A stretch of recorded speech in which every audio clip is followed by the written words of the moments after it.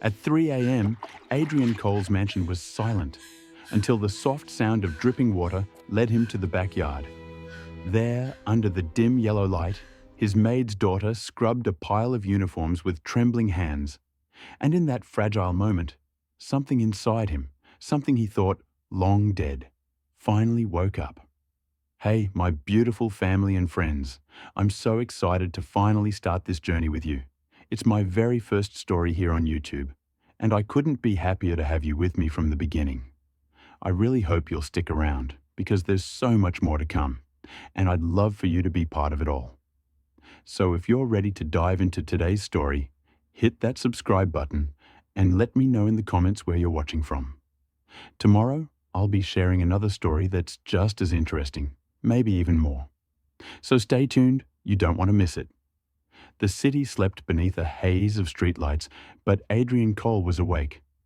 As always, his penthouse clock read 2:47 a.m., though time had long lost meaning for him. The glass walls framed a skyline that should have made him feel powerful. Instead, they made him feel small. He sat behind his mahogany desk, eyes fixed on the glowing laptop screen, scrolling through profit charts that no longer excited him. The man who once built an empire now measured his life in unread emails and empty whiskey glasses. The house around him was silent. Too silent. A faint sound ticked from somewhere far off. Soft, rhythmic, almost human. He frowned. Another illusion? Lately, his mind had begun to play tricks on him. He rubbed his temples and leaned back. The chair creaked under the weight of his exhaustion and loneliness. He had once been a husband. Once been a father. Those titles had faded like the pictures in his hallway. Frozen smiles of a girl he'd lost to illness and a wife he'd lost to distance. Now, even his memories had the texture of dust Adrian exhaled and turned off the monitor. He stood, stretching the stiffness from his shoulders, and walked through the long corridor of marble and shadows. The sound followed, a faint splashing, coming from the courtyard below. Curiosity, or perhaps guilt, made him follow it. Lila Reyes didn't notice the man watching from the balcony above. She knelt by the outdoor sink, her thin frame shivering under the night breeze. The faint light flickered, making her shadow dance on the wet tiles. Soap suds clung to her arms like frost. She was washing school uniforms, hers and others, one after another. Her movement steady but slow, as if she'd been doing this for hours. A single kerosene lamp cast a weak glow on her face. She looked younger than her 15 years, yet her eyes carried the stillness of someone who'd already lived through too much. The washing basin overflowed, and she quickly reached to fix the faucet, muttering under her breath. Her hands were raw, her knuckles cracked, but she didn't stop. "Why aren't you asleep?" Adrian's voice came from the shadows. Lila froze. The basin lid slipped from her grasp and clanged against the tiles. She turned, eyes wide. "Sir, I'm sorry, I didn't mean to wake you." "You didn't," he said flatly, though his tone carried no anger. "It's 3 a.m. She swallowed hard, gripping the fabric in her hands. I had to finish these before school." He frowned. "Your mother doesn't make you do this, does she?" Lila's gaze dropped. "No, sir. She's sick again. I just thought—" Her voice broke slightly, but she steadied it with surprising dignity. "She needs rest." Adrian studied her for a moment. The girl was trembling, but not from fear, from exhaustion. Something tugged at his chest, a memory of another small pair of hands, pale and fragile, folding her doll's clothes at a hospital bed years ago. He swallowed hard and stepped back before his voice could betray him. "Go inside," he said quietly. "You'll catch a cold." She nodded quickly. "Yes, sir." But as he turned to leave, he noticed the basket beside her. It wasn't just her own clothes. There were neatly folded school uniforms, socks, and even shirts labeled with other names she was washing for others too. He didn't ask why. Not yet. By the time the sun rose, Adrian hadn't slept. The house came alive with movement, The low hum of the vacuum, the smell of frying oil from the kitchen, the rustle of curtains. His maid, Rosa, arrived looking pale and tired. He watched her from the corner of his eye as she shuffled about. "Rosa," he said, setting his coffee cup down. "How's your daughter?" She smiled faintly. "Lila, she's hard working, sir. Sometimes too much. She doesn't complain, but I worry. Her teachers say she missed another class yesterday." Adrian's brows furrowed. "Missed school?" Rosa sighed. "She's been doing laundry for some neighbours. I told her to stop, but she says we need the money for my medicine. I'll talk to her again." He hesitated before answering. "Don't be too harsh on her." She looked surprised, almost grateful. "Thank you, sir." He nodded curtly, but inside, something churned. He felt an unfamiliar urge, not pity, not charity, but the need to understand. The day unfolded as always. Meetings, calls, silent meals.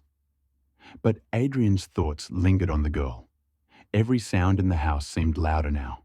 The faint clink of dishes, the distant humming of the washing machine. He noticed how the sunlight never reached the servants' quarters. How the air there felt different. Thicker, somehow, like it carried years of quiet endurance. Meanwhile, across town, Lila sat in class, fighting sleep. Her uniform was still damp at the collar, her handwriting shaky. When the teacher called her name, she answered softly, "Present." But her mind was elsewhere, on whether her mother had taken her medicine, on whether she could finish her next laundry order before midnight. Her friend whispered, "You okay, Lila?" She nodded. "Just tired." No one saw the small notebook in her bag, filled with sketches. Dreams of becoming an architect someday, of building homes where people didn't feel invisible. Dreams she kept hidden because dreams, for people like her, felt like luxuries. That evening, Adrian stood by his study window again, the city glittering below him like a constellation of unreachable stars. He thought of Lila's cracked hands, the weight in her young eyes. He remembered his daughter's soft voice asking once, "Daddy, do people who clean our house ever get tired?" He hadn't answered then. He didn't have an answer now. For the first time in years, the mansion's silence felt unbearable. And in that stillness, a question began to whisper inside him, a question that would not let him go. Have you ever misjudged someone's struggle until you saw what they carry when no one's watching? Share your thoughts in the comments. Sometimes, understanding begins with seeing the unseen. The night came again, like an echo of the last. 3 a.m., and once more, Adrian Cole could not sleep. He sat in the darkened study, his glass untouched. For hours, he'd stared at the amber liquid, watching it refract the city's reflection. His head throbbed from numbers and noise, but beneath it was something quieter, older, a gnawing guilt he couldn't name. The security monitors flickered on the far wall. His eyes caught a familiar silhouette. Small, moving. Her. Lila was there again, behind the house, bent over the same basin he should have turned away. He didn't. Adrian stepped outside, the cold marble biting at his bare feet. The night air held a stillness that pressed against his chest. Lila didn't notice him at first. She was too focused, her rhythm almost mechanical. When he spoke, his voice carried through the damp air. "Didn't I tell you not to do this again?" She froze, her breath catching. Slowly, she turned. Her face was half-shadowed, her hair clinging to her temples. I'm sorry, sir. I just had to finish these before morning." "For who?" "The school? Some girls pay me to wash their uniforms." He blinked, confused. "You wash other students' clothes?" Her voice trembled, but didn't break. "It helps. Mom's medicine costs more now. And if I don't do it, she'll stop taking it." There it was, the truth, simple and devastating. The words hit him like a weight to the chest. He stepped closer, his tone softening despite himself. "How long have you been doing this?" Lila bit her lip. "A few months. Mostly weekends. Sometimes after school." "After school?" His brow furrowed. "You missed class today?" She hesitated. "I fell asleep during the lesson." He felt anger rise, not at her, but at himself, for letting this exist under his roof, unseen, for pretending poverty was something that happened elsewhere to other people. He looked down at the bucket filled with suds and pale water. "You shouldn't have to do this." Lila's chin lifted a fraction. "If I don't, no one will." There was no self-pity in her tone, only quiet certainty, and that frightened him more than her exhaustion. He'd built his empire on the backs of certainty like that. For a long moment, neither spoke. The silence between them thickened, laced with something fragile and new. Then Adrian said quietly, "How old are you?" 15, sir." He nodded absently, his mind already miles away. 15? The same age his daughter Amelia would have been before the leukemia took her. The same small hands, the same stubborn insistence that she was fine when she wasn't. He felt the old pain stir, heavy and electric, like a wound reopening in the dark. His throat tightened. "Go to bed, Lila." She hesitated. "I still have 2 shirts left. I'll finish them." The words slipped out before he could stop them. Her eyes widened. "You, sir?" He looked away. "Go." She hesitated again, torn between confusion and gratitude. Then she nodded slowly, setting down the last bar of soap. "Thank you." She disappeared into the corridor, her footsteps soft as rain. He stood there for a long time, staring at the basin. Then, almost awkwardly, he reached down, lifted a soaked shirt, and wrung it out. The fabric was rough against his palms. He dipped it again, rubbed it against the soap, and felt his throat burn for reasons that had nothing to do with the cold. When he finished, he left the clothes to dry, his hands trembling slightly. He didn't know why he'd done it, maybe because it was the first human act that had felt real in years. The next morning, Rosa found her daughter's finished laundry already hanging by the garden fence. She blinked, confused. "Lila, you finished these?" Lila looked up from her breakfast. "No, Mama. I left them half done last night." Rosa frowned, glancing toward the main house. Adrian was nowhere to be seen. Something unspoken passed between mother and daughter, a shared suspicion wrapped in gratitude. Later that day, as Lila left for school, Adrian's car idled quietly by the gate. He lowered the window as she passed. "Need a ride?" She froze. "Sir, I can walk." "I insist." Her hesitation was visible, but something in his tone, gentle, not commanding, made her nod. She climbed in carefully, clutching her worn backpack. They rode in silence at first. The car's hum filled the gaps where conversation should have been. Finally, he asked, "Do you like school?" She looked down at her hands. "I love it. I just wish I could stay awake through all of it." He smiled faintly, the first in a long time. "Then maybe we should find a way to fix that." She turned to him, wary. "Why would you help me?" His eyes softened. "Because I should have noticed sooner." When Lila stepped out of the car, she whispered, "Thank you, sir." He watched her run toward the school gates, her hair catching the light like threads of gold in the morning sun. Something stirred inside him, a fragile thing, equal parts sorrow and purpose. That night, he couldn't stop thinking about her words. "If I don't, no one will." He walked through his mansion, each room echoing with the emptiness of years. In his daughter's old room, he stopped. The faint scent of lavender still lingered in the curtains. On the shelf sat a framed photo, Amelia smiling, holding her school report card. He brushed the dust off the glass. And for the first time in years, Adrian Cole cried. The next day, he called his accountant. "How much do I spend on the unused West Wing every month?" he asked. The man replied, "A significant amount, sir. Why?" "I want it cleaned out, repainted, set up with study materials, computers, books, desks." "For what purpose?" Adrian hesitated, then said, "For the children of my staff." starting with Rosa's daughter. That evening, Lila came home to find her mother crying softly in the kitchen. "Mama, what's wrong?" Rosa smiled through her tears. "Mr. Cole said he's building a study room for you. He wants to help you finish school." Lila's lips parted in disbelief. What?" Her mother nodded. "He said every child deserves light to study under, even at 3 a.m. Lila covered her mouth with her hands, her eyes glistening. She didn't know why, but the thought of him saying that broke something open inside her. A fragile wall she hadn't realized she'd built. That night, when she passed by the mansion courtyard, she paused by the drying line. The shirts he'd washed still hung there, crisp and white under the moonlight. She reached out and touched one gently, her fingers trembling. She whispered, almost to herself, "Thank you, sir."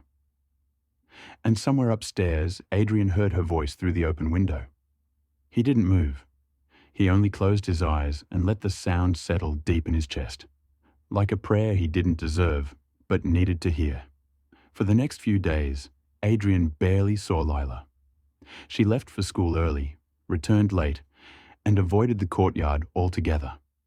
The laundry line remained empty, the bucket untouched. He told himself it was better this way. He'd done enough, offered help, shown concern. It wasn't his place to interfere more. But every time he walked through the house, past the quiet hum of the servants' quarters, a hollowness followed him. The study room was almost ready now. Bright white walls, new desks, books stacked neatly in rows. Yet when he stepped inside, all he could think was how silent it still felt without her voice. He told himself it was just empathy, nothing more. And yet, empathy shouldn't ache this much. Lila, meanwhile, felt trapped in a storm of gratitude and pride. She hadn't known what to say after her mother told her about the study room. Mr. Cole had done something no one else ever had. Seen her. But the thought of accepting his help made her uneasy. At school, her classmates whispered, "Did you hear? The Millionaire's sponsoring her studies. She's lucky I'd wash his shirts too if it got me that." Lila kept her head down, pretending not to hear. That night, she sat by her window, staring at the glow of the main house. She could see his silhouette sometimes, pacing, thinking, "Why is he doing this?" she whispered to herself. Her mother smiled gently, because kindness doesn't always have a reason. But Lila wasn't convinced. In her world, kindness always cost something. One evening, as Adrian was returning from a meeting, he found Lila in the hallway, struggling to carry a tray of groceries. He paused. "You shouldn't lift that alone." She startled, nearly dropping it. "Oh, I'm fine, sir." He stepped forward and took half the load from her arms. Their fingers brushed. She froze. "Careful," he murmured. "You'll hurt yourself." "I can manage," she said quickly, pulling back. "I don't want to bother you." "You're not bothering me." The words came out too soft, too personal. He saw her eyes flicker up to meet his, uncertain, searching. For a moment, the world around them held still. Two souls on opposite ends of a wound neither could name. Then she stepped back, her voice small. "Thank you, sir." He nodded, watching her retreat down the corridor. The word "sir" hit harder than he expected. It was a reminder of distance, of everything unspoken. The staff began to whisper. Rosa overheard snippets while working in the kitchen. "He's taken a liking to the maid's daughter," one cook said, always asking about her school. "Don't tell me he's feeling lonely again." Rosa turned sharply. "Mr. Cole is a good man. Don't disrespect him." But the words still reached Lila that evening, and with them came shame, not for anything she'd done, but for how easily people twisted kindness into scandal. That night, she refused dinner. Adrian noticed. He found her in the backyard, sitting alone on the old swing her mother had hung years ago. "You haven't eaten," he said quietly. "I'm not hungry." He hesitated. "Are you upset about something?" She looked away. "People talk, sir, about me." About you. I don't want my mother to lose her job because of me. His jaw tightened. They shouldn't be talking at all. Her eyes flashed. But they are, and they will. He took a breath, trying to calm the heat rising inside. Lila, listen to me. You've done nothing wrong. I just wanted to help. I know. Her voice cracked, trembling with both gratitude and frustration. That's what makes it harder. He stared at her, speechless. Then she stood, brushing off her skirt. Please, sir, don't do anything more for me. I'll find another way. And just like that, she walked away, leaving him alone beneath the cold garden lights. He spent the rest of the night in his study, pacing. Her words replayed in his head. That's what makes it harder. He couldn't understand it. Why would kindness hurt? Then he remembered the years he'd tried to buy his daughter's love after missing her childhood. Gifts in place of presents. Apologies too late to matter. He'd thought he was helping then too. He sat down, buried his face in his hands, and whispered, God, I'm doing it again. For the first time, he saw his reflection clearly. A man trying to redeem himself through others, not realizing that real compassion required humility, not control. The realization gutted him. 2 days passed in strained silence. Lila kept to her chores, polite but distant. Adrian gave her space, unsure how to bridge the gap without crossing a line. Then one morning, she found a small envelope on the study desk. No name, no note, just a folded piece of paper inside. It was a drawing, her drawing, the one from her notebook, of a little house with an open window, sketched in pencil. She must have dropped it somewhere. Underneath the drawing was a single sentence written in neat, firm handwriting. For dreams that should never stay hidden. Lila stared at the words, her heart pounding. He'd seen her sketchbook. For a long moment, she stood frozen. Then she smiled, just a little, and whispered, Thank you. That evening, when Adrian came home, Lila greeted him with quiet respect. She didn't mention the note, and he didn't either. But something between them had shifted again. A silent truce. He passed her in the hallway, and she looked up briefly. Their eyes met. Just a nod, a faint, knowing smile. It wasn't forgiveness, not yet, but it was understanding. And in that understanding, something fragile began to mend. Have you ever pushed someone away because accepting their help felt too heavy to bear? Comment below if you've ever mistaken love for pity. And what changed when you finally saw the difference? The day began like any other, until the scream. Adrian had just finished a call when he heard Rosa's panicked voice echo from the servant's wing. He was on his feet before he knew it, crossing the hall with long, purposeful strides. He found Rosa collapsed on the floor, one hand clutching her chest, the other gripping the edge of a chair. Lila knelt beside her, pale and trembling. Mama, please wake up. Call an ambulance, Adrian barked, already dialing emergency services. His calm business voice hid the fear clawing at his chest. Yes, 54 Meadow Lane. Chest pains? She's unconscious. The paramedics arrived within minutes, but it felt like hours. They lifted Rosa onto a stretcher, her breathing shallow. Lila tried to follow, but Adrian caught her arm gently. Let them do their work. I'll drive you there. She nodded, eyes glassy with panic. The hospital was cold and bright. The antiseptic scent hit Adrian like a ghost, a memory of white walls and machines beeping beside a little girl's bed years ago. He stayed by Lila's side in the waiting area, silent. Her small hands clutched each other so tightly, her knuckles whitened. Finally, the doctor approached. She'll need to stay for observation, he said gently. Stress and fatigue. She's been skipping her medication again. Lila's voice cracked. We couldn't afford the last prescription. Adrian closed his eyes briefly. Of course. When the doctor left, Lila sank into the chair beside him. She can't work anymore, can she? He shook his head. Not for a while. She stared at the floor. Then what are we going to do? He hesitated only a moment. You'll both stay at the main house until she recovers. Her head shot up. What? No, sir. I can't.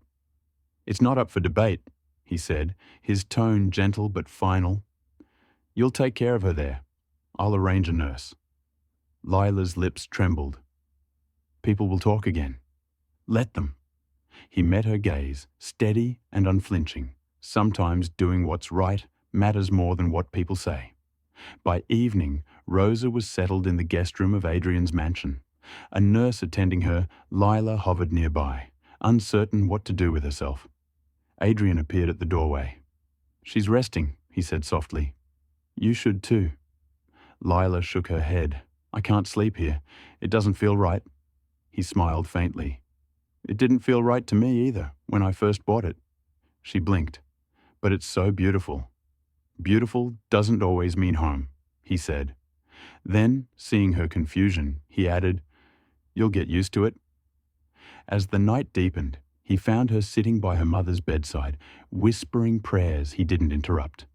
Just stood there a moment, unseen, feeling the quiet pulse of her devotion. It filled the room with something warmer than any luxury ever had. The next day, Rosa insisted Lila eat properly. You can't watch over me if you faint from hunger, she scolded weakly. Reluctantly, Lila joined Adrian for dinner. The table felt enormous, a stretch of polished wood between two worlds. Adrian broke the silence. Do you like your classes? She nodded. Yes, sir. You can call me Adrian. Her fork froze mid-air. I can't do that. He smiled. Then just don't call me sir. A pause. Then, softly, all right, Mr. Adrian. It made him chuckle, and for the first time, she smiled back. Small, but genuine. He noticed she ate carefully, as if afraid to disturb anything. So he spoke about simple things, his dog from childhood, the first business deal he ever failed. Slowly, the stiffness dissolved into something almost normal. When dinner ended, she whispered, Thank you. For what? For talking to me like I'm not just the maid's daughter. His voice dropped low. You're not. Something flickered between them. Understanding, recognition, and the faintest spark of warmth. Over the next few weeks, the mansion changed rhythm. The sound of Lila's laughter began to echo faintly down the halls. Her books lined one corner of the study room. Her shoes sometimes sat beside the door, mismatched and muddy. Adrian found himself waiting for those small disruptions. They made the house feel alive again. Sometimes he'd pass her in the hallway, hair tied messily, carrying a tray or a textbook. Each time, she'd smile politely, and he'd feel something unspoken stretch between them. A fragile connection neither dared name. One afternoon, he came home early and found her tutoring two of the gardener's kids in the study room. Their faces lit up as she explained fractions on the whiteboard. He stood at the doorway, unseen, watching. Her voice was gentle but firm. She glowed in a way he'd never seen before. When she noticed him, she blushed. I'm sorry, sir. I mean, Mr. Adrian. I thought it would be okay to let them study here. He smiled.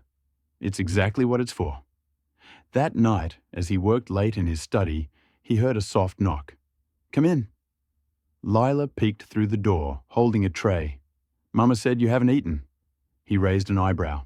Is that so? She nodded. I made soup. He blinked, surprised. You cooked? I helped. The nurse says I need to keep busy. He accepted the tray with a faint smile. Thank you, Lila. As she turned to leave, he said quietly, You remind me of someone. She paused at the doorway. Your daughter? He froze. Yes. Her voice softened. She must have been special. She was, he said after a moment. Kind, stubborn. She used to believe every broken thing could be fixed. Lila looked at him, really looked, and for the first time saw not just wealth or authority, but sorrow, the kind that never truly fades. I think she'd be proud of you, she said gently. He swallowed hard. I hope so. The following mornings became softer somehow. She'd leave breakfast ready when he rose. He'd remind her to pack lunch before school. They fell into a quiet rhythm of care and consideration. Not father and daughter, not benefactor and charity, but two souls keeping each other company in the quiet hours. Every now and then, he'd catch her humming in the kitchen, and the sound would fill the spaces grief had hollowed out. He didn't say it aloud, but he felt it deeply. She'd brought light back into his house, and for the first time in a decade, Adrian Cole found himself looking forward to tomorrow. Sometimes life forces us close to people we never expected, not to test us, but to heal the parts we'd forgotten were broken. What's a time someone unexpected changed your idea of family? Share your moment in the comments. It was raining when Adrian found the notebook. He'd gone to check the study room one evening, making sure the children's books hadn't gotten damp. As he gathered a stack from the corner desk, a small, worn sketchbook slipped to the floor. The name written on the inside cover, in looping cursive, Lila Reyes. He hesitated. Then curiosity won. He opened the notebook and froze. Each page was filled with pencil drawings, houses, gardens, bridges. But they weren't random sketches. They were designs, detailed, technical, precise. Beside each drawing were little notes in neat handwriting. If I ever build this, Mama will have a room with sunlight. Dream, architecture scholarship. I'll fix our roof first. At the last page, his eyes stilled on a sketch of a two-story home with open windows and a garden full of flowers beneath it, in faint pencil lines. Home means no one gets left behind. Adrian closed the book slowly. His chest felt tight, his throat thick. He'd spent years building towers that reached the clouds, but none that ever reached a heart. And here was a girl designing dreams out of scraps and rainwater. He turned off the light and left the room, notebook in hand, his thoughts spinning. Later that night, Adrian sat in his study, staring at the framed photo of his daughter. Amelia's smile radiated from beneath the glass, frozen in time. He placed Lila's notebook beside it. Two worlds colliding. One lost, one still trying to find her way. For the first time, he spoke aloud to the photograph. She reminds me of you. The way she keeps fighting, the way she hides her fear. His voice faltered. Maybe if I'd seen your pain sooner, you'd still be here. He rested his hand over his eyes. The weight of years pressed down. All the boardrooms, all the nights he'd chosen work over home, all the times his daughter had said, "You're always too busy, Daddy." Now, the echo of that voice had returned, in a girl who wasn't his child but felt like the universe's second chance. The next morning, Lila noticed her notebook missing. Panic struck. She searched her bags, the study desk, even her mother's room. When she finally found it, it was on the dining table, neatly closed, with a small envelope on top. She froze. The envelope had her name written in Adrian's careful handwriting. Hands trembling, she opened it. "Lila, I hope you don't mind that I looked through your sketches. They're extraordinary. You have talent that deserves more than just hidden pages.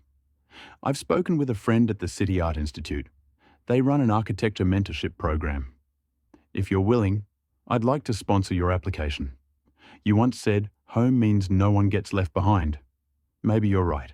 Maybe it's time I learned that too. Adrian." Lila's heart stuttered. Her eyes filled before she could stop them. She pressed the note to her chest, torn between joy and fear. That evening, she found him in the garden, trimming a rose bush in the fading light. "You read my notebook." He set the shears down slowly. "I did." "That was private," she whispered. "I know. I'm sorry." She crossed her arms, holding the sketchbook tightly. "You shouldn't have. I couldn't help it," he interrupted gently. "You have a gift, Lila, and you're wasting it, trying to survive." Her voice cracked. "You think I don't know that? You think I want this life?" He stepped closer, his expression pained. "Then let me help you change it." She shook her head. "You can't fix everything with money." He stopped short. The words hit him like a slap, because they were the truth he'd been running from. Lila's eyes glistened with anger and hurt. You don't know what it's like to lose everything and still have to smile, to work until your hands bleed because the world doesn't care. Adrian's voice dropped, quiet but raw. You're wrong. She blinked. He looked away, his hands trembling slightly. I've lost everything too, my daughter, my marriage, myself. I know what it feels like to wake up and realize you've traded love for loneliness. Her anger softened. I didn't mean... No, he said, shaking his head. You needed to. The silence that followed wasn't empty. It was full of everything they hadn't said before. Pain, regret, and something that felt strangely like understanding. The next morning, the doctor visited again. Rosa was improving, but she needed long-term rest. When Lila stepped out to talk with the nurse, Adrian stayed behind, speaking quietly to Rosa. Your daughter's extraordinary, he said. Rosa smiled weakly. She's her father's child. Adrian frowned. I never heard you mention him. Rosa's eyes dimmed. He died when she was 7. Construction accident. She doesn't like to talk about it. Something clicked in Adrian's mind. The sketches, the dreams of building homes, the way she spoke about fixing broken things. He nodded slowly. I understand. Before he left, Rosa caught his sleeve. Thank you for caring for her, sir. She doesn't trust people easily. But she talks about you sometimes, says you listen different. He smiled faintly.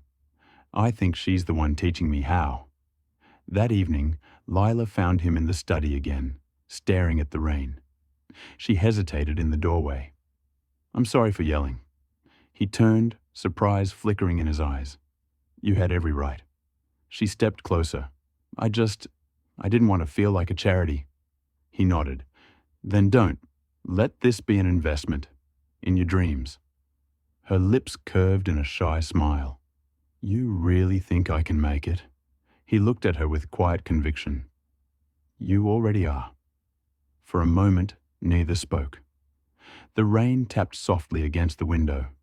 Then she said, Thank you for believing in me. His voice softened. Thank you for reminding me what it means to believe it all. They both smiled then, small, real, and healing. That night, Lila added a new page to her notebook. A sketch of a bridge, strong, simple, elegant. At the bottom she wrote, Not all bridges are made of steel. Some are made of second chances. She left the notebook open on the table when she went to bed. And in the quiet of dawn, when Adrian walked by and saw the drawing, he couldn't help but smile.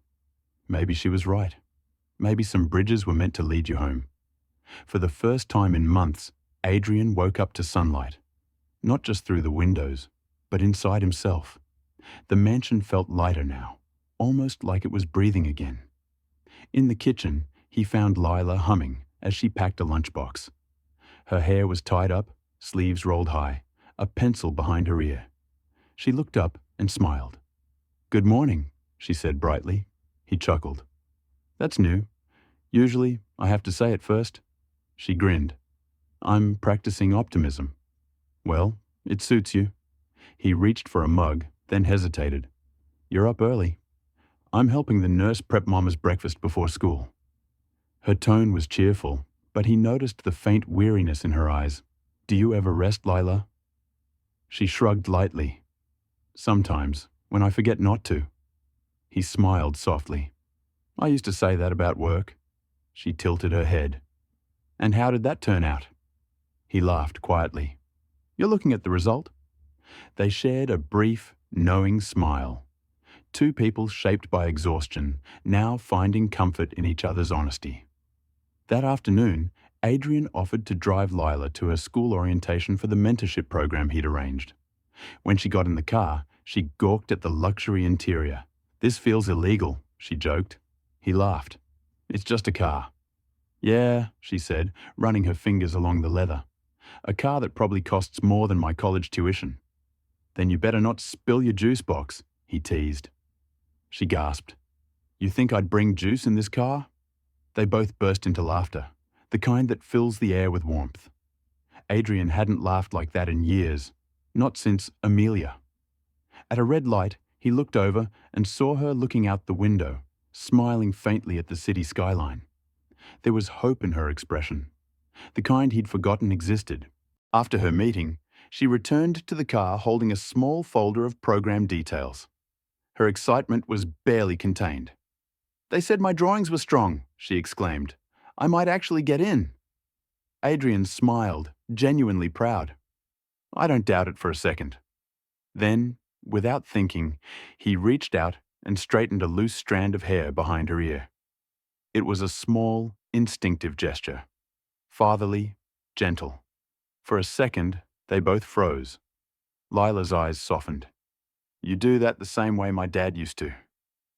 Adrian withdrew his hand, his voice quiet. "I'm sorry." "No," she said, shaking her head. "It's okay. It it felt nice." He smiled faintly. "He must have loved you a lot?" Her voice trembled. "He did. And I miss him every day." Adrian nodded, his throat tight. "I know what that's like." The car fell silent. Not uncomfortably, but meaningfully. The kind of silence where two wounds recognize each other. The next weekend, Lila convinced Adrian to take a break from work. "Come on," she urged. "You said you used to paint. That was a long time ago." "So, you'll still have the muscle memory." He sighed, defeated. "You're relentless." She handed him a brush. "I learned from my mom." They set up canvases in the garden.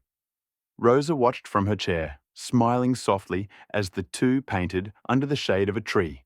Lila's strokes were quick, fluid, full of life.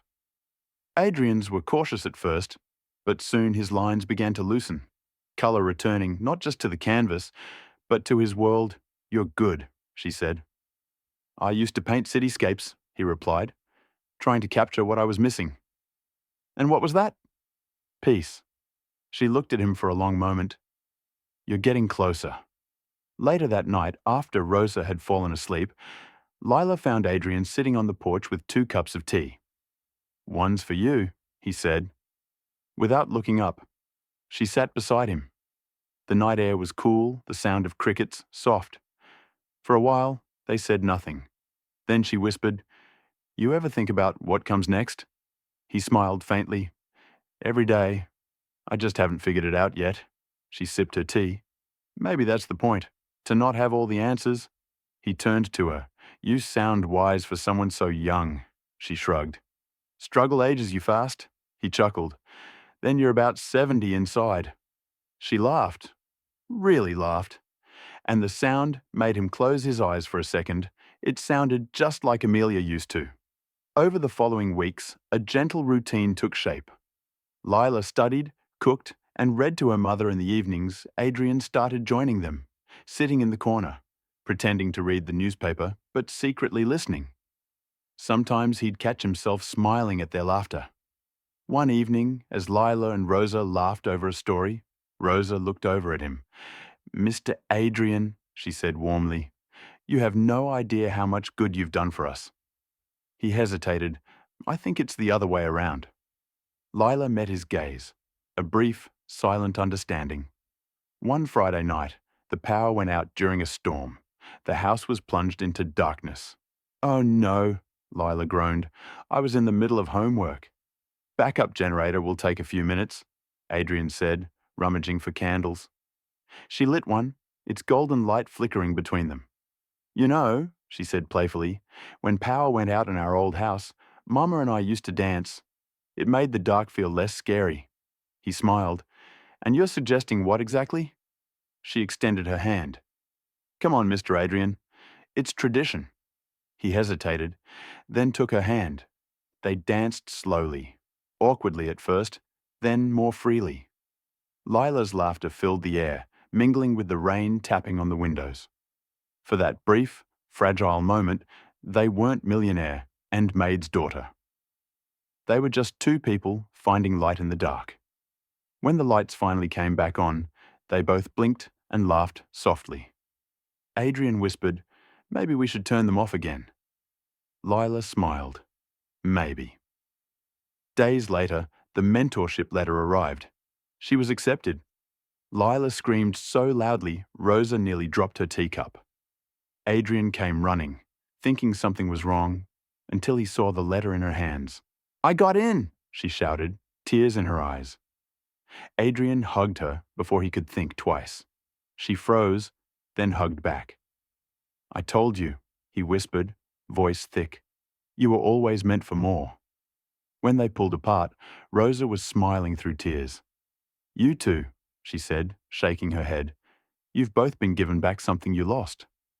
Adrian nodded quietly. "Yes, we have. Sometimes family isn't who we're born to, but who shows up when the world goes dark. Who has been that kind of light for you? Share their name or story below." It started with a phone call. Adrian was in his office reviewing contracts when his assistant patched through a journalist. "Mr. Cole, I wanted to comment on the recent story about your housekeeper's daughter," the reporter said briskly. "Word is you're paying her tuition and letting them live with you. People are wondering what your relationship really is." Adrian's pen froze midair. "My what?" he asked, voice like ice. "Rumors, sir, that the arrangement might be inappropriate." He hung up before the man could finish. Anger boiled in his chest. Not just anger, but shame. He thought of Lila, her innocence, the way she laughed, and now her name was being dragged into whispers and tabloids. He paced the room, fists tight, heart pounding. He knew how cruel the world could be, how it twisted kindness into scandal. He needed to protect her, but the line between protection and control blurred dangerously when driven by fear. When Lila returned from school that evening, she found Adrian standing in the living room, face tight, phone still in his hand. "Is something wrong?" she asked, cautiously. He turned sharply. "Did you tell anyone about me sponsoring you?" She frowned. "What? No, of course not." "Then how did the press find out?" Her confusion deepened. "The press? What are you talking about?" "Someone's spreading rumors," he snapped, "saying there's more between us than there is." Lila's mouth fell open. "That's ridiculous." "I know that," he said, tone still sharp. "But the world doesn't, and people believe what they want to believe." Her voice trembled. "You think I'd ever? I'm asking if you said anything that could have been misunderstood." The hurt that flashed across her face was immediate. "You really think I'd use you like that?" "I think you're young," he said quietly. "And sometimes people make mistakes without realizing how others will twist them." Tears welled in her eyes. "I trusted you." "Lila," but she stepped back, shaking her head. "No, you think I'm some charity case who doesn't know when to keep quiet." "That's not what I—" "It is," she cried. "That's exactly what you think. You help me, but you never see me." Her voice broke on the last word, and before he could respond, she turned and ran upstairs. The slam of her bedroom door echoed like a gunshot through the mansion. For 2 days, the house was heavy with silence. Lila barely came out of her room. Rosa, sensing the tension, said little, though her eyes were full of worry. Adrian moved through the halls like a ghost. He tried to tell himself he'd done the right thing, protecting her, maintaining boundaries, but it didn't feel like protection. It felt like loss. Every sound reminded him of her laughter, every empty chair a wound. One night, he stood outside her door, hand raised to knock. He hesitated, then lowered it again and walked away. By the third day, Rosa had had enough. "Mr. Adrian," she said gently but firmly, "I may be old, but I'm not blind." Something happened. He sighed, rubbing his forehead. "It's complicated." "Then uncomplicate it," she said, "because whatever this misunderstanding is, it's breaking both of you." He looked at her, weary. "The press got wind of the situation. I was trying to protect her." Rosa smiled sadly. "You can't protect someone by hurting them first." Her words cut deeper than he expected. "She's young, yes," Rosa continued softly, "but she's not fragile. What she needed was someone to believe her, not doubt her." Adrian swallowed hard, guilt rising. "You're right." "Then tell her," Rosa said. before she believes the worst about herself. The next morning, Adrian received another call, this time from his PR manager. "Mr. Cole, the tabloids are running a story tomorrow," she said. "It's ugly, but you can stop it if you issue a statement tonight." He hesitated. "What kind of statement?" "Something that distances you from her." The words hit him like a slap. "Distances?" "Yes, sir. Professionally, of course. Say she was an employee's child, nothing more." He gripped the phone tighter. "That's not true. It's about optics, not truth." He hung up without another word. He stared at the city skyline outside his window, heart pounding. He knew what the smart move was, but it would cost him something far greater than reputation. That evening, Lila packed her things. She didn't tell her mother. She didn't even look back. She left a note on the kitchen table. "Thank you for everything. But I can't stay where I'm only tolerated, not trusted." Adrian found it hours later. He read the words once, twice, then sat down hard, the letter trembling in his hands. His mind flooded with memories. Her laughter, her sketches, her voice saying, "You remind me of my dad." He pressed the note to his chest and whispered, "What have I done?" Outside, rain poured again, just like the night he found her washing clothes at 3 a.m. He grabbed his coat and keys and drove through the storm, not even knowing where to go. Then he saw her, walking along the empty road, backpack slung over her shoulder, soaked to the bone. He pulled over, heart in his throat. "Lila!" She stopped, but didn't turn. "Get in the car," he called. "You'll catch your death out here." She shook her head. "I can't." He stepped out into the rain, closing the distance between them. "I was wrong," he said, voice trembling.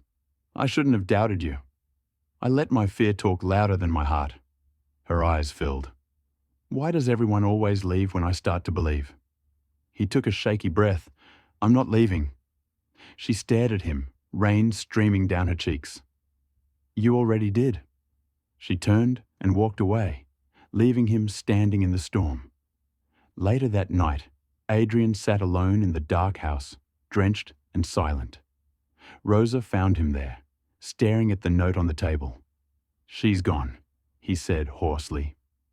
Rosa placed a gentle hand on his shoulder. "Then go after her.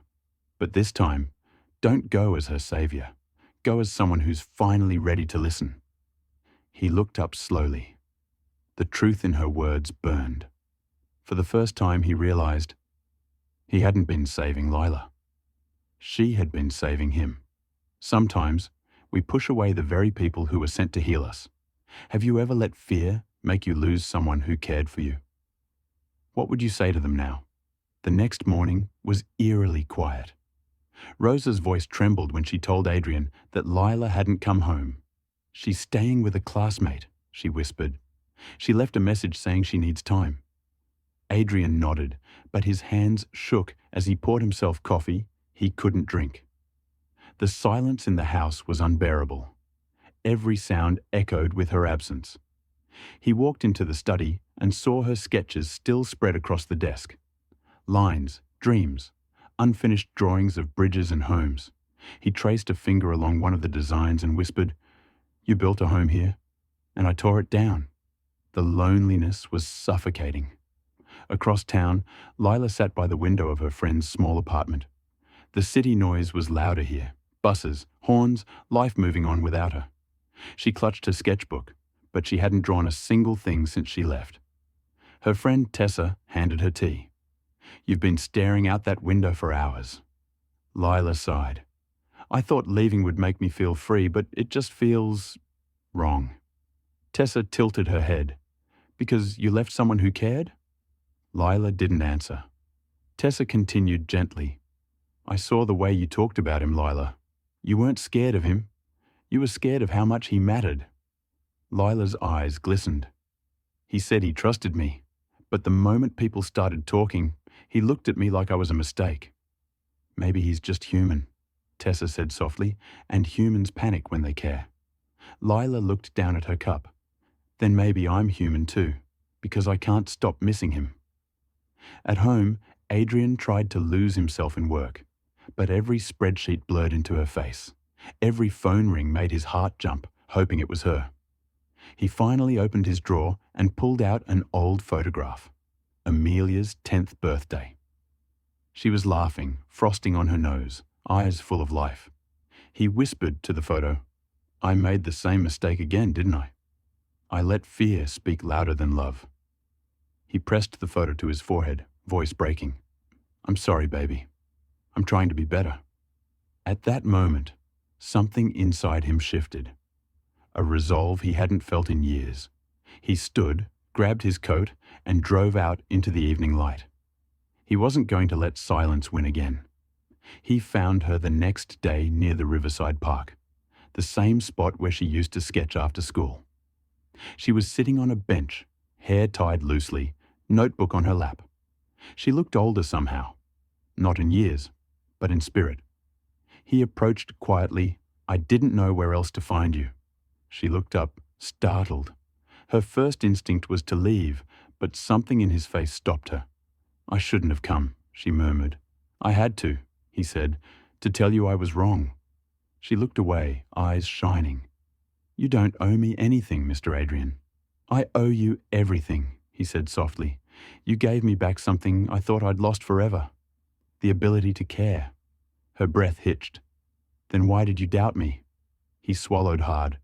"Because I doubted myself. Because every time I try to hold on to something good, I'm terrified it'll leave me. Just like before."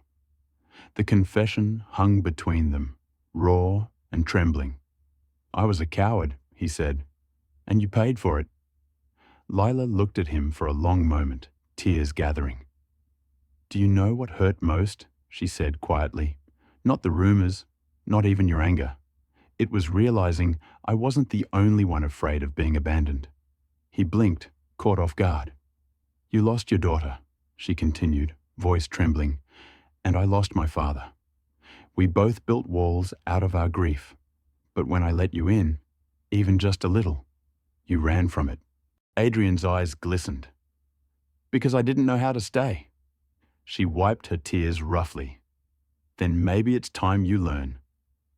The words broke something open in him. Not pain, but release. He took a shaky step closer. "Teach me." Her lips trembled into a small, wet smile. "Then start by not calling me your responsibility." He smiled back faintly. "You're right. You're not my responsibility." A pause. "You're my redemption." He handed her a small envelope. "What's this?" she asked. "Something that should have come from you, not me." She opened it carefully.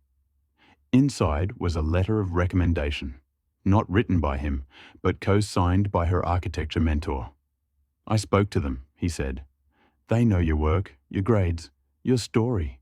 You'll get that scholarship on your own merits." Her eyes widened. "You didn't have to." "I did," he interrupted softly, "because you deserve to succeed without anyone questioning why." Her lips trembled. "You really think I can do it?" He nodded. "I don't think. I know."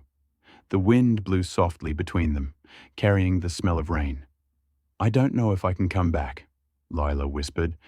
"Everything feels different now." Adrian nodded slowly. "That's okay. You don't have to come back to my house. But don't walk away from what we built." She frowned. "What do you mean?" He smiled gently. "Family isn't a place. It's a promise. Mine to you, and yours to your mother. I'll keep that promise wherever you are." Her eyes filled again. But this time it wasn't sadness. It was relief. For a long moment they stood there, not quite touching, but connected all the same. Finally, she said quietly, "Then I'll come home.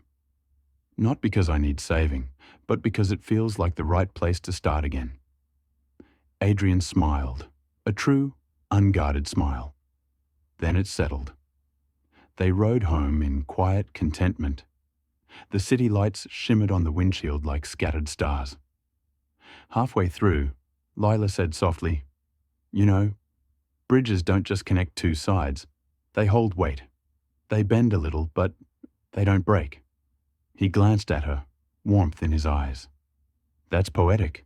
She smiled faintly. You inspired it. He chuckled. Then I'll take that as progress. As the mansion came into view, she looked at it differently, not as a place of power or pity, but as the house where her life began to change. And maybe his too. Sometimes love isn't about holding on. It's about showing up when it matters most. What's harder for you, saying, I'm sorry, or saying, I forgive you? Be honest in the comments. Sunlight spilled through the kitchen window, touching everything with quiet warmth. The house felt alive again, not from noise, but from presence. Lila sat at the counter, sketchbook open, pencil tapping gently as she drew. Rosa bustled around, humming an old tune, her eyes brighter than they'd been in weeks. Adrian entered, coffee mug in hand. He paused at the doorway, watching them, the two people who had unknowingly rebuilt his heart. Lila looked up, smiling faintly. You're up early, he chuckled. I couldn't sleep. My house suddenly got too noisy again. Rosa swatted his arm playfully. It's called life, Mr. Adrian. You should try getting used to it. He grinned. Maybe I will. The laughter that followed was simple, unforced, the kind that fills a home and lingers long after the moment passes.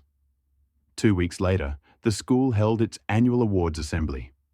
Lila stood on stage in her crisp uniform, hands trembling slightly as her name was called, Top Architecture Drafting Student, Lila Ramirez. The crowd applauded. Rosa clapped with proud tears, and beside her, Adrian rose to his feet, heart swelling. When Lila spotted him in the audience, something in her chest steadied. She smiled, not the shy, uncertain smile from before, but one full of confidence and peace. She accepted her certificate, then glanced once more at Adrian. He nodded, mouthing, You did it. In that simple gesture, every unspoken apology, every act of faith was returned tenfold. That night, after dinner, Lila wandered into Adrian's study. He was sitting by the fireplace, reading an old leather-bound book, the same one he used to read Amelia's bedtime stories from. She hesitated at the doorway. You still keep that book? He smiled softly. Every page reminds me of what I should never forget, that love doesn't disappear. It just changes shape. Lila walked closer. May I? He handed it to her. The pages were worn, some corners torn. A pressed flower fell out, pale and delicate, preserved in memory. She used to pick those for me, he said quietly, and I always told myself I'd never let anyone touch that book again. But now, I think she'd be happy someone else did. Lila's eyes shimmered. I think she'd like me. I know she would, he said, voice warm and certain. They sat together in silence, the flames reflecting off the glass. Two souls who had learned, in different ways, that broken things could still be made whole. The next weekend, Lila asked Adrian to take her somewhere. They drove back to the bridge where she'd first run away from him, the place where the rain had blurred everything between them. This time, the sky was clear, and sunlight danced on the river below. Lila stood at the railing, wind in her hair. Do you remember this place? He nodded. Every second of it. She smiled softly. I used to think bridges were just ways to get from one side to another, but now I think they're proof that even distance can be overcome, if you're willing to build. He looked at her, eyes misty. You built this one, Lila, not me. She shook her head. No, we built it together. He smiled, and for the first time in years, it reached all the way to his eyes. Later that evening, Rosa found them back at home, working in the garden together. Lila sketching plans for a small gazebo, Adrian digging beside her. She watched quietly from the window, whispering a prayer of gratitude. Sometimes, she murmured, God doesn't give you what you lost back. He gives you something new to remind you why you ever loved at all. Weeks passed. Life found rhythm again, laughter, dinners, late-night study sessions. Then one early morning, Adrian woke and heard a familiar sound, running water in the laundry room. For a moment, his chest tightened, a flashback to that first night. He rose, padded down the hall, and opened the door. There she was, Lila. But this time, not washing clothes out of necessity. She was helping Rosa finish a last-minute load before dawn, humming softly, her eyes bright. He smiled. Déjà vu? She looked up, laughing. Maybe, but this time, I'm not crying. He leaned on the doorframe, warmth flooding him. No, this time, you're home. Her expression softened. So are you. That evening, Lila surprised him with a framed sketch. The mansion, drawn in delicate graphite lines, but surrounded by something new. Bridges, gardens, children, and open doors. At the bottom, she had written in elegant cursive, "A home is not walls and marble. It's hearts that forgive and hands that stay." Adrian read it twice, throat tight. He turned to her. "You know, I used to believe money could fix anything." She smiled. "And now?" He chuckled softly. "Now I believe people do." They sat on the porch as dusk settled, fireflies blinking in the garden. "Do you think," Lila asked quietly, "that love always comes when you least expect it?" Adrian smiled. "Only when you've finally made room for it." She leaned her head on his shoulder. "Then I think I'm ready for whatever's next." He looked down at her, his student, his second chance, his proof that grace could wear any face, and whispered, "So am I." The sky deepened to violet, stars appearing one by one, as if the universe itself was applauding their redemption. Later that night, Lila placed a new alarm clock by her bedside, not to wake up early to wash clothes, but to remind herself of how far she'd come. As it blinked 3 a.m., she smiled, because 3 a.m. wasn't the hour of sorrow anymore. It was the hour where her life had begun to change. Sometimes love doesn't rescue you. It reveals who you were always meant to be. What moment in your life felt like your 3 a.m. turning point? Share it in the comments. Someone might need to hear it. Thank you so much for watching all the way to the end. I hope you enjoyed the story. There are plenty more amazing stories coming your way, so don't stop here. Just click on the video showing on your screen and keep watching. I'll see you there.